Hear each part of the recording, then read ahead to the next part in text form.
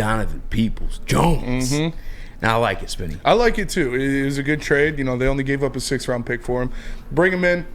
I said yesterday I liked it, but there was more things we had to talk about yesterday. But he's a solid weapon. We've seen him do things in this league before. He wasn't doing anything, obviously, so far this year, but you got him for a 6th-round pick. You went out there and you made it happen.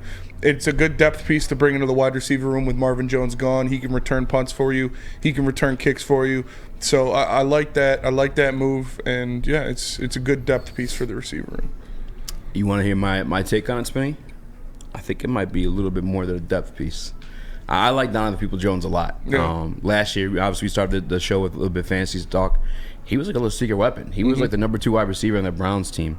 I want to say, like, I looked at the numbers a little bit earlier. 839 yards, 3 touchdowns, and he's just more of like that vertical threat is when you look at like Donovan Peoples-Jones. A lot of the plays he had last year, and it was when Jacoby Brissett was like the quarterback when he did work. Whenever Deshaun was, he really wasn't doing dick. It was kind of disappointing. Actually, I made that trade for Deshaun to have that stack with him and Cooper, and it was just terrible. Yeah, they're giving all the love to Peoples-Jones, but he can do it. He can catch those intermediate deep routes, or even just the straight goal routes. I mean, all the above.